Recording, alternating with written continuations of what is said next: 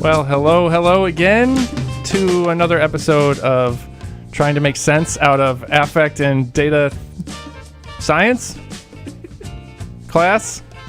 My name is Phil Beskid. I'm a PhD candidate at Bowling Green State University for American Culture Studies, and with me for second episode is my lovely wife, Rachel Beskid. Thanks for being here. You're welcome. So, how do you feel about being considered as an honorary PhD candidate since you're working through all this stuff with me? Feel great. I mean, it is a lot. You know that I like to dive deep into things. So yes, it is fun. Actually, it's been quite fun for me to experience you diving deep in a way that perhaps is not your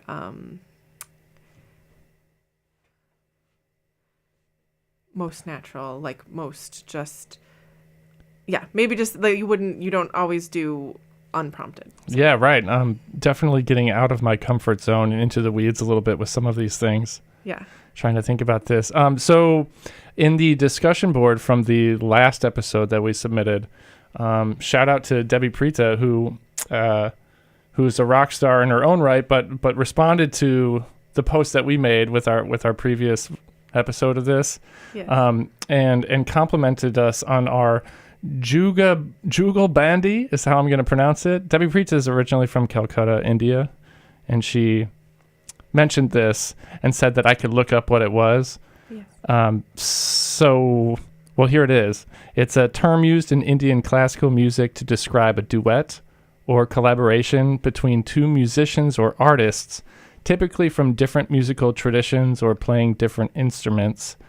And the word itself is derived from the Hindi words jugal, meaning pair or couple, and bandi, meaning tied or bound together.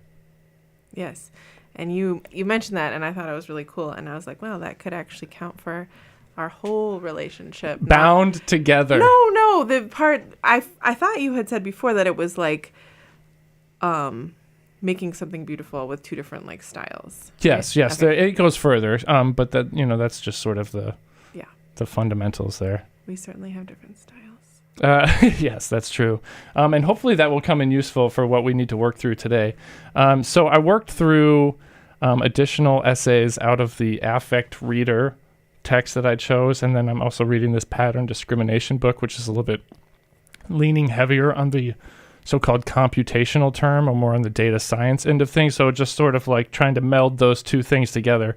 And I thought what might be interesting for us to do today is, part of the prompt for each one of these reading assignments is to list a collection of words or concepts, terms, or whatever that were unfamiliar to you, and talk about how you worked it through or how you began to understand those things. Mm-hmm. And I think for me, I can only gain so much by rereading a passage from the same book, or I look for definitions that other people have provided online or something like that. But it might even help more if we just work through them together. So I'm hoping that we can sort of illuminate some of these concepts together. Illumination. Does that sound all right? Let's do it. Okay. Well, the first one that came up, and this is actually in the title. Well, it's partly in the title. So out of the third section of the Affect Reader, the third part, that is, again, a collection of essays, is called Incorporeal and Inorganic. And the specific essay that I chose to read was called The Affective Turn, Political Economy, Biomedia, and Bodies.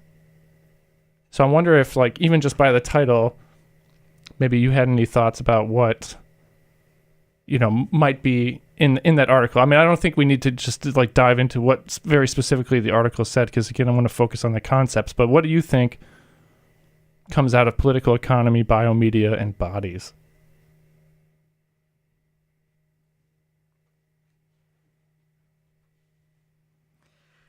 I don't know.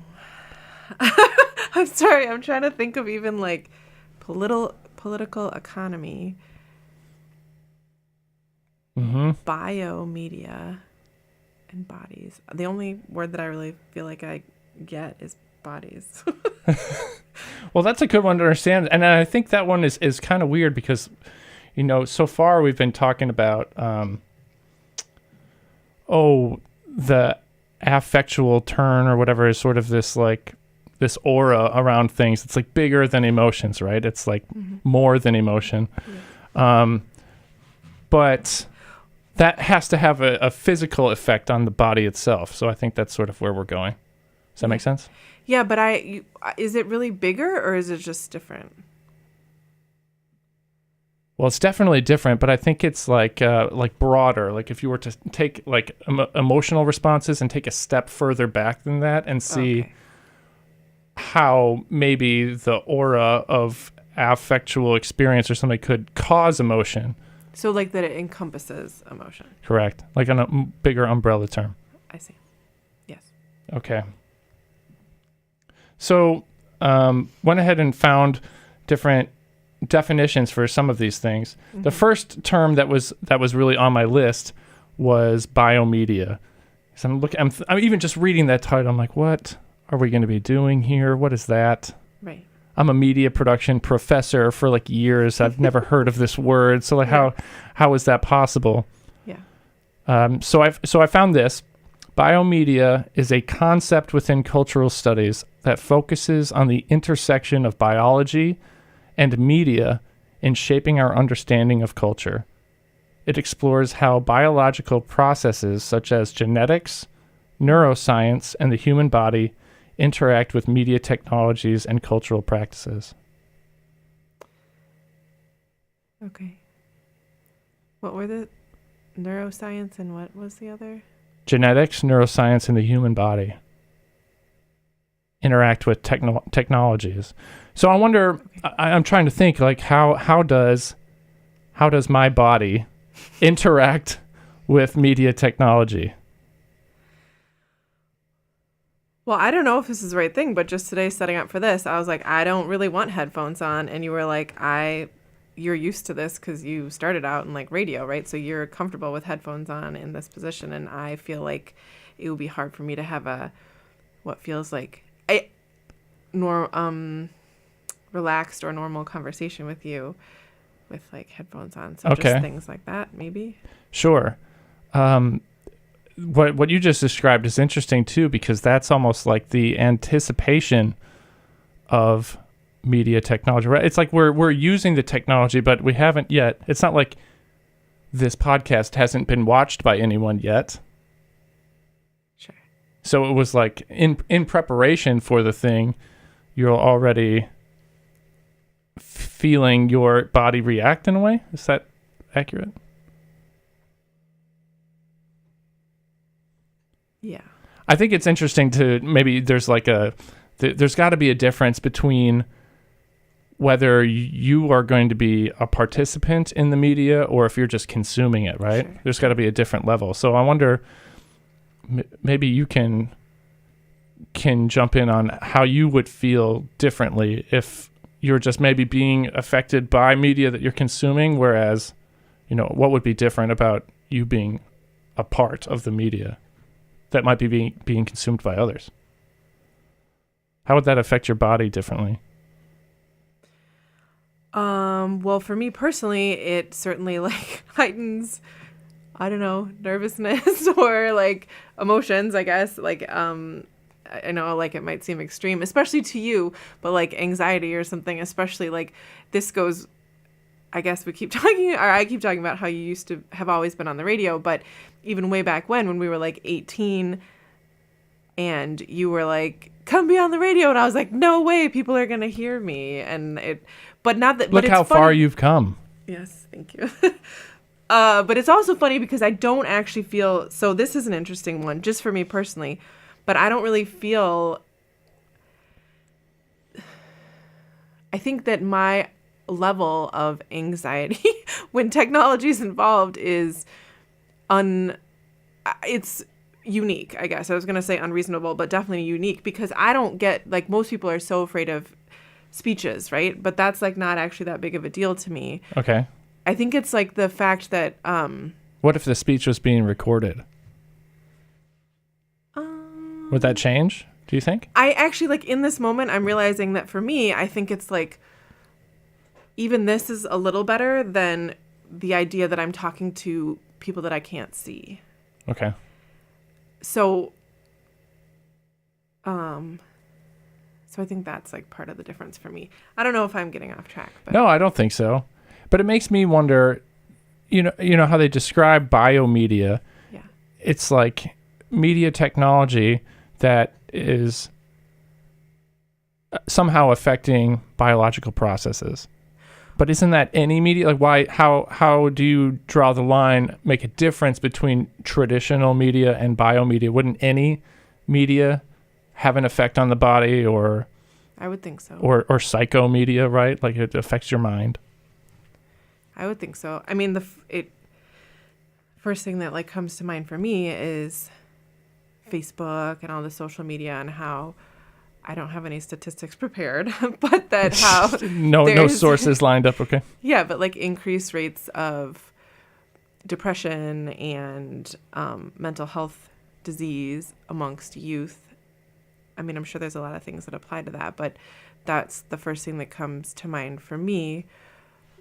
But And that's because of a self-perception kind of thing about social media, is what you're saying? yeah. Mm-hmm. But as we're talking, I'm thinking about, and I think it was a different class that you were in, where you were talking about at a certain point in history, the only information that you would have knowledge of is like your town and like maybe the town over or something. And then Right. it just got like bigger and bigger. And now we know so much about so many different disasters. I mean, like, I'm just jumping to like the hard stuff. Yeah, but, you're right. And how that would really just change your perception of the world, and like, and also just how much you're worried about, basically. Like, if you really only knew, like, you're just worrying about the people that you're actually interacting with would be like a whole different. Right. You only receive the newspaper from Bowling Green. You're only concerned about your local community, but now we have access to media that shares so much information about the rest of the world, right? That somehow miraculously that becomes of concern. Yeah, and I think it's pretty overwhelming if if you're like a person with, I don't know if conscious is the right word, but who like that affects you, then it's pretty overwhelming to know about all that, and maybe even feel like it's your, like, either like wish you could do something about it, or feel like it's your you should be doing something about it. I don't know. Well, you mentioned part of your conversation that you were just having is about started with social media, right? So I guess I'm curious as to, do different forms of media have different levels or different types of effects on the body? Like, well, I think really quickly through my mind, I was thinking like, okay, you start out and it's like your community, and maybe like you're at church or whatever community gathering, and you find out that, like, you know, John broke his leg, and like, what can you do for John? And like, oh no, his farm or whatever. I'm just making something up. But then it's like the newspaper, and so then you know a little bit more, but that's not so specific. Like now it's like knowing such details about many people's individual lives. yeah. I'm sorry, I cut you off a little bit, so I don't know if that was what you were getting at. Well, that was partly it, but I guess what I'm wondering also is, does, say, watching a film affect you differently than watching a TV show or watching YouTube clips? Like, are there different levels or different? Does any one of those media hold more weight or apply affect to a person any differently? I mean, I guess like I can remember being like, emotional about movies. Yeah. But in a specific way, as opposed to maybe a TV show that gives you a longer amount of time to even connect with the character, right? You go along for the ride and watch Walter White change who he is, right? And then you're sort of along with that journey for a much longer period of time. So can you build up stronger associations, and does that affect you personally any differently? Yes. Okay. I agree. Okay. I mean, are you talking about Good. like me personally, Well, or I what guess- do I think is like? Yeah, or maybe you can it's probably you're probably not getting too emotionally attached to some like content creator YouTuber person, right? Whereas if you watch, a movie that you can really relate to a character, something that's much different. Yeah, but I also think that you would certainly have to take into account the intention behind the content as it's being created. Like, I think so many people on YouTube, there's probably people out there that are sharing really vulnerable stories, but I don't think that's the majority of people that are like getting pulled up on my feed or whatever. Content first, intention later. Maybe. Maybe. I don't think I quite get it. Can you? Like there's an attitude that it's more important to just push out more content Oh. as opposed to what is the quality of that content, and does it really have an audience, or is it really effective in delivering its message or whatever? Yeah. Well, I mean, I also think that, I guess the intention, I think that the intention behind, well, you brought up Breaking Bad, right? Yep. That, I mean, that was to really like flesh out these characters, right? And get you to care about, I mean, that's like the point. Like, there's really smart people figuring out like, how do we make these people like lovable and Yeah. like, and get people to, I mean, the point is to keep watching, like to be a consumer, right? And I guess from YouTube it is too, but I feel like it's more like straight up entertainment a lot of the time. And, I would say that there's comedy shows too, but so I think that but I honestly, I don't know if I'm just too old, but like, You're so old. but I've never Terrible.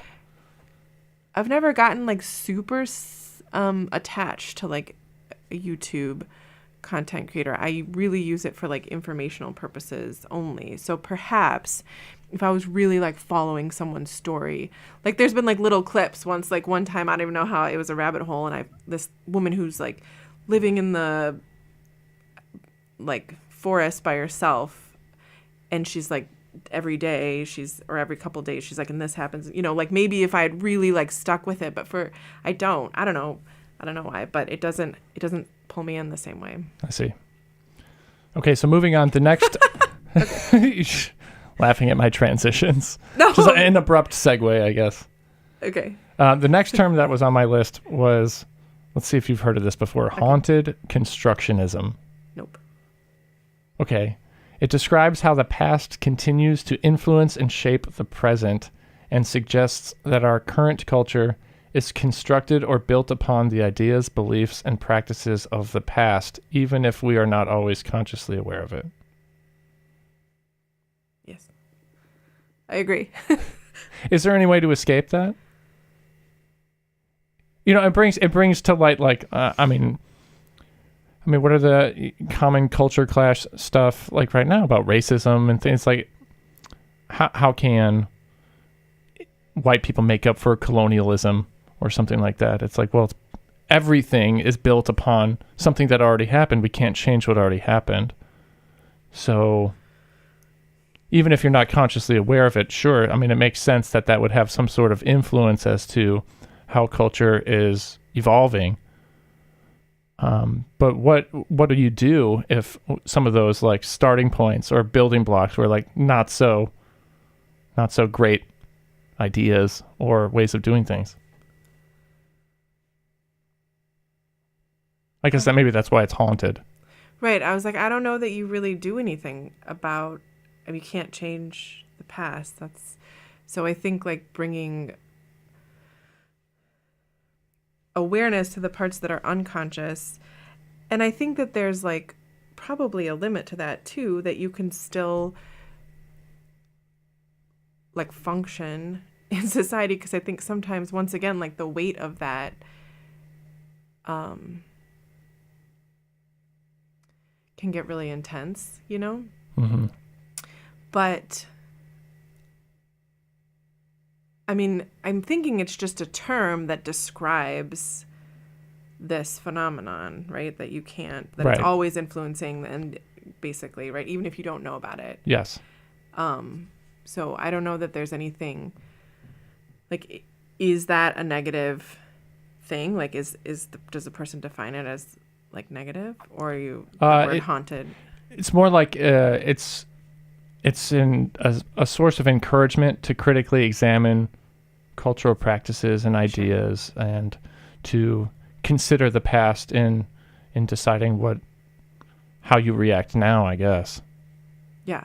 Right. And then having some, in a lot of ways, it reminds me of some other things that we've been looking at, like in our personal lives, is just like having conscious choice about things, sort of like knowing how things are, Sure. and then being able to sort of be aware that it's happening again, or you're potentially perpetuating something that you're unaware of normally, and then trying to make a conscious decision to do things differently, I guess. Yeah, definitely. I think that actually the thing that's coming to mind for me right now is like obstetrics. That's like probably the first place that I started sort of questioning. You might have to define that for me. Being a labor and delivery nurse, you know how I was a labor and delivery nurse for a long time? That's called obstetrics? Yeah. So, That's like the practice of taking care of I knew that, yeah. pregnant women. Okay. That a lot of, well, first of all, there's actually like a pretty weird history there, which is very interesting. But a lot of the things that we were doing, there's not actually good like evidence-based practice for. It's just kind of like the way things have always been done. And so you kind of like assume that you would only be like a really simple thing, like giving babies baths, right? Like that's just kind of what was always assumed, that they just needed baths right away. But the truth is that it actually like lowers their, like it makes them cold. And so then they're using energy to make themselves warm again, which burns like energy. Okay. Oh, I said that. Burns energy in a time when they're like, just learning how to eat. So it's a pretty critical time to be like stressing them in any way, like whether it's the bath is certainly one, and then they usually cry. So then they're trying to get themselves warm and they're wasting energy crying. So it's this thing that we kind of always did because we thought like, oh, we need to like clean this like baby. But then I like during my time as a nurse, they examined it, or they did more studies and found out, well, most of the time, there's maybe a few like instances, but most of the time it's actually not the best thing to do for the baby. And that's just like one small example. Nice. That was weird. What? My example? No, the example was good. Maybe it was internal. My body was making noises. I thought I went to the microphone. I can't hear. Oh, that's right. You don't have your headphones on, so you wouldn't be able to tell. Oh, that's right. Sorry. Oh, boy. Sorry about that. Okay, so moving on. Next word. This is the final one from the affect reader stuff. So this one, endosymbiosis. Yeah, I was looking at your... You looked at this before we began? This is supposed to be like extemporaneous or whatever. I don't even know what that word means. Okay, well, I don't know what this word means. So maybe... Okay, well, anyway, I was thinking of... Say it again, endosymbiosis? Endosymbiosis. Well, because I have sort of a science background, endo means like inside, and usually like the inside of a seed or inside of a plant, or I don't know why those are the ones that came to me. And then symbiosis is usually like the joining of two things, or two things coming together. So like I was trying to just put my I don't know, Latin and Greek like prefixes together and be like, what is this even about? But I still don't really, I didn't read the whole thing. I just glanced over the words. Okay. So the definition here that I've come across says endosymbiosis refers to the process by which different cultures or groups of people come together and interact in a way that mutually benefits each other, leading to the development of new cultural elements or practices. So two totally separate cultural groups that find something that they like, some connection that they have, and then they can mutually benefit each other. And I was trying to think of like, what is the example of this? I was gonna say, what's the example? And I could be totally far off on this because, well, I don't know, because I'm just new to thinking about this stuff. But I was trying to think that like, it feels to me like currently that the feminist movement sort of contains elements of the LGBTQIA community also. So I feel like that at some point those were probably separate issues, right? Like women's suffrage or something wasn't concerned about gay marriage, right? I don't know. I think Or were those always linked? I think that's where I'm unsure, but it seems to me like that might have been two separate things that had like similar goals, and they're like, well, let's join forces. Okay, well, I'm not totally sure about that. What I do know of is the feminist movement and like anti-racism movements have pretty much always been. I don't have all the different waves like fully committed to memory of like, feminism, but I think it was like the second wave feminism really like. Don't worry, we'll be fact checked about this. It's fine. We'll be corrected. Yeah, really. Well, it'll be a learning experience. It sure will. Really was closely linked with anti-racism Okay. movement. All right. So you think of like So- Black Lives Matters combining with a different feminist movement. Is that what you mean? Yeah, definitely. Because I think that the point is that they fit because it's similar ways that. I know that they're also very different, but ways that each group is has had less rights, so that's how they're like a pretty obvious fit. Yeah, that makes sense.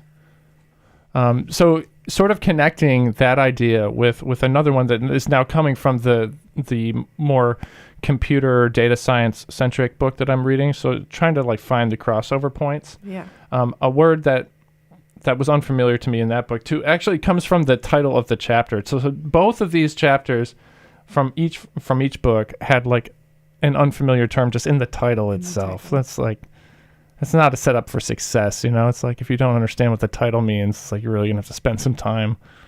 Well, I think you said at the beginning of this that it's really you're like out of your comfort zone here. It's true.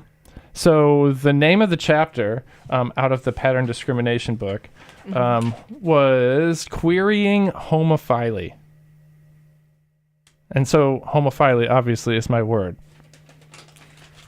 So that means like loving.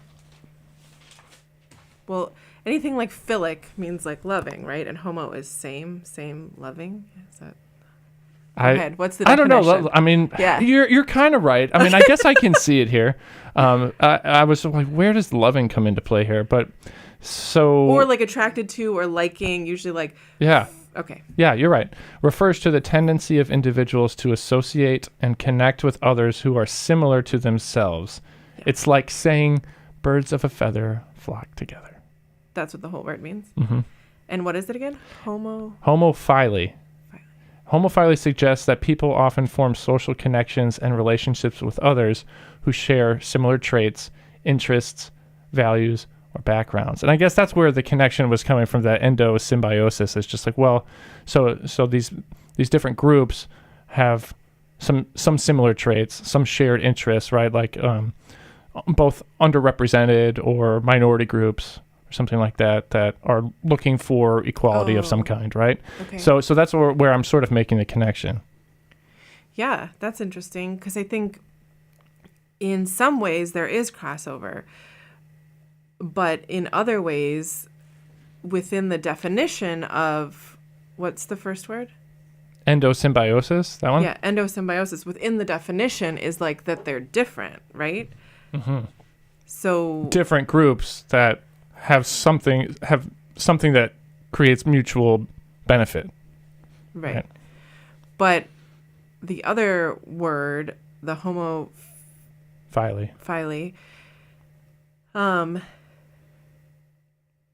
is like that they're similar and that's what bonds them. But the other one is kind of like, well, they're different and they come together anyway and form a bond.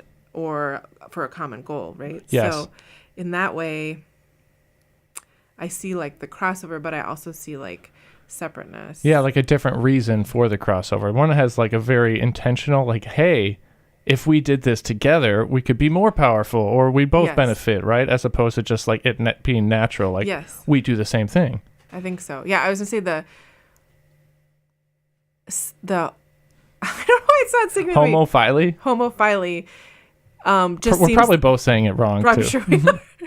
We should probably Homophily. I just keep thinking of like philic. I know how to say the word philic, but anyway, I think that is just totally innate. Like that's just natural. That's what we do. So the other one is a little bit more like, kind of like the human spirit side, or the like, how can we like,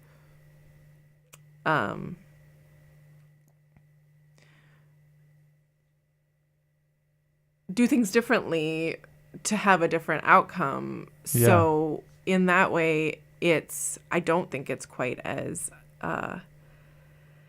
it's kind of like instinct versus, like human spirit, or looking for a better way. Yeah. Further on in this definition of homophily, there's almost like a cautionary tale that's like Oh. associated with it, and I think Sure. it sort of lends itself to why this particular term was found in the text that's a little bit more of the computer data science driven Okay. end of this. It says, while homophily can contribute to a sense of belonging and shared understanding within a particular group, it can also lead to the formation of social bubbles Yeah. or echo chambers. Yeah. And I think this is what we see. Like if I think of like data science and some of the other things we've been doing in the class, like being able to filter through Twitter responses and tweets and things like that, it's like, oh, this is where people find like-minded people, Yeah. and they keep out all other ideas that they don't like, because they just Yeah. surround themselves with the people that perpetuate the thing that makes them Yeah. feel best. Yeah. Well, and you know what's interesting is I think that is like so different than, I mean, there's still bias in any form of media there is, but seeking out like, I want to follow this person, this person, this person, this person because they make me feel right or whatever, is completely different than picking up a community newspaper and not, you know, of course there might be multiple newspapers to choose from and you choose from the one that you're most aligned with, but still, even within that, you just, it's more of a chance, I think, that you're going to be exposed to ideas that either are new to you, which I guess you could, I'm thinking about both ways. I guess in the media, you could still be like new, but in the direction that you're already like aligned with, but just being exposed to different ideas, to conflicting ideas, to challenging ideas, which I think is probably a good thing for all of us. So let's see if we can connect this to real world experiences with technology and computers and social media or whatever. Yeah. How do those platforms, or how does technology reinforce homophily?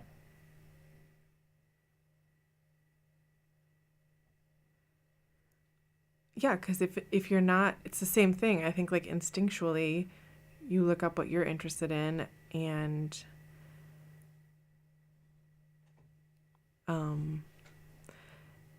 also it's kind of a bit of the like, you don't know what you don't know, right? Because you can't, like, these words, if you hadn't been in this class, you would never have been looking them up, right? So Yes. It's like, it's just, I mean, I guess I'm going in a slightly different direction, but versus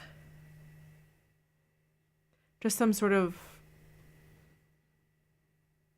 more open media, or like less. The thing is, though, even with all the algorithms, they Yeah. are always curated to you. I was saying some Yes. sort of like open feed, but even that is, It's I very just much think that- tailored to you, yeah. right? So it keeps you in the bubble.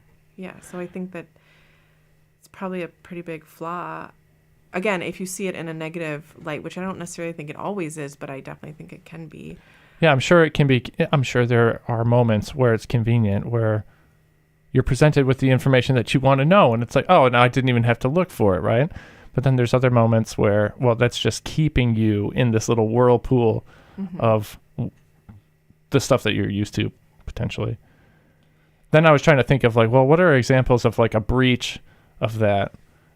And I was thinking it's like, if I leave myself logged into Google or something like that, and then I can tell if the kids have been on the computer, because then I'm getting different ads like on the sides, and it's like, why, what, Barbie, what? Like, where are these things coming from?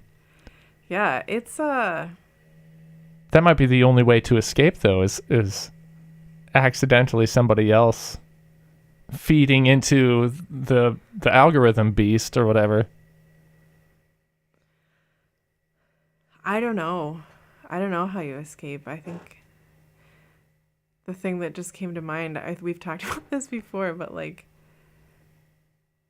the Daria thing where they're like, next up on Six Ad World. But anyway, just thinking that it's a little like freaky to me that like it feels like, I'm probably going off on a tangent, but like a form of almost like mind control that goes along with algorithms and stuff, just because you're just so sucked into things because you like care about them, because that's why you started. Well, I think that might be a good way. We'll just end on mind control and let's do it. No, okay. No, we went through a lot of different things. So we worked through. Do you want to summarize your words? Well, I do. Okay, good. So I made a connection between homophily and endosymbiosis, but we discovered that there's definitely a difference, whereas homophily is just sort of naturally, you're going to find these other people that hold the same values potentially. Right. Right? And then endosymbiosis is a little bit more intentional in that, like, hey, we could both benefit from working together on something. Yeah. Yeah.